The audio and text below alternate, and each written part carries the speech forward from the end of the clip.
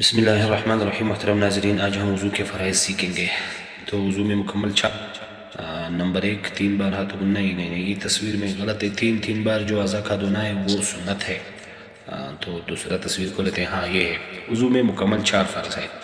Number 1، مکمل منہ دھونا، یعنی پیشانی کے اوپر سر کے جو بال ہے یہاں سے لے کر چوڑی کے نیچے تک، ایک کان کیلو سے دوسرے کان کیلو تک منہ دھونا، اس میں جو بھی آتا ہے، داڑھی آتا ہے، مونچھیں آتا ہے، سب کچھ دھونا فرض ہے۔ نمبر 2، دونوں ہاتھ کوہنیوں سمیت دھونا، یعنی انگلیوں سے شروع ہو کر کوہنی سمیت، کوہنی سے اوپر تک دھونا دونوں ہاتھوں کا، یہ بھی فرض ہے۔ نمبر 3، چوتھائی سر کا مسح کرنا، یہ بھی فرض ہے۔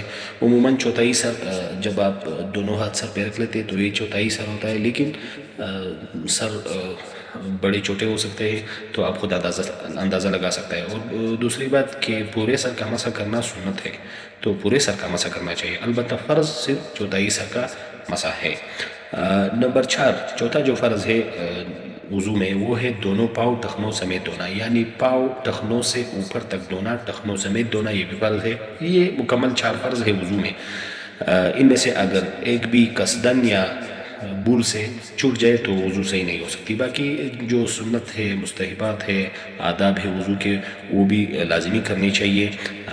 ان میں اگر کوئی بھول سے چھوٹ جائے تو مشکل نہیں ہے، ہاں اگر قصدن چھوڑ دے تو پھر مشکل ہو سکتی ہے۔ اور یہ فرائض جو ہے، یہ اگر بھول سے بھی چھوٹ جائے تو اگر اسی وقت یاد آ جائے کہ آپ کے اعضاء تر ہو، ابھی تک خشک نہ ہوئے ہو، تو آپ کو اسی وقت جانا چاہیے، اور جو بھی رہ گیا ہو، یعنی سر کا مسح رہ گیا ہو وہی کرنا چاہیے، یا ہاتھ دھونے ہو جو بھی رہ گیا ہو وہ اسے کرنا چاہیے۔ اور اگر اعضاء خشک ہو گئے ہو تو واپس سے وضو کرنا چاہیے، کیونکہ وضو ان میں سے ایک فرض کے بنا بھی پورا نہیں ہو سکتا۔